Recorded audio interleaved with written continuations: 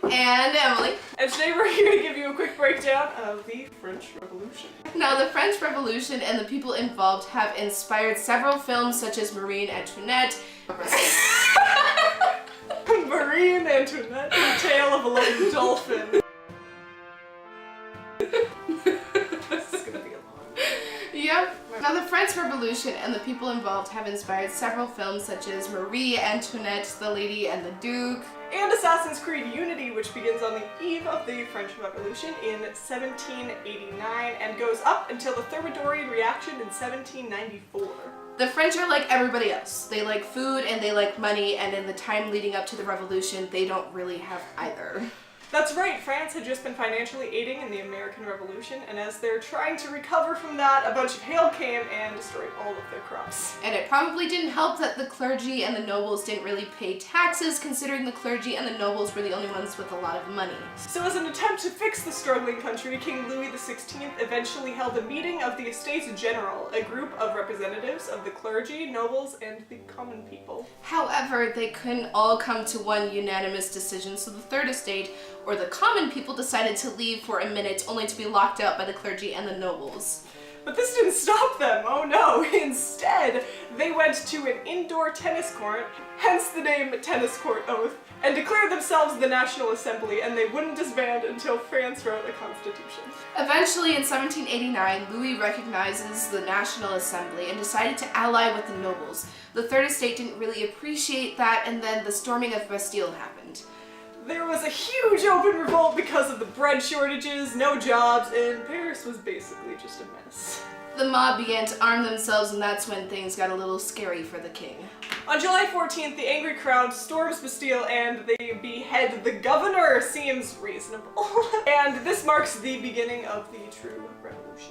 Rebellious spirit spread through France the summer of 1789 after the storming of Bastille, and peasants were attacking manors, burning documents, refusing to pay taxes. All in all, it was a mess. This period of time was called the Great Fear, and I feel like that's quite fitting. Later on August 26, 1789, the Declaration of Rights of Man was issued. This was a big thing in the French Revolution, and it was influenced by enlightened thinkers and the American Constitution. And eventually the people had their rights granted to them by the Docoromosi. I don't know how to say. This document gave the people the freedom of expression, religion, tax by consent, separation of powers. All French people were considered citizens given that you were a white landowning male. Women's rights were also improved by the Docoromoc. They could divorce, inherit property, but they were in no way equal to men. French women were also very important as they led the famous Women's March on Versailles over bread shortages. After the Women's March, the king moved to Paris, but his power was crippled drastically. He could veto laws, but he was afraid to anger his people.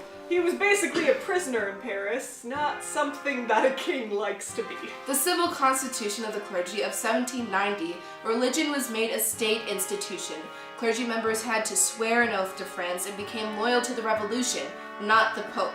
That began to divide the revolution into conservative ideals against liberal ideals. In the end, France goes from an absolute monarchy to a constitutional monarchy. Louis, however, doesn't like this change, so he attempted to flee Paris instead of signing the Constitution, which wasn't very smart.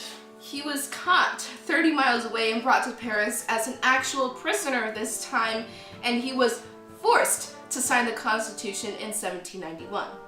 I realized I misspelled forced. I was trying not to. After the revolution, several new rules were put in place, but that's pretty much it. I think we did well. Well, this was fun. Make sure to tune in if there's another quick lesson in the future. So long. Farewell. Adidas and Adidas. Adidas and goodbye.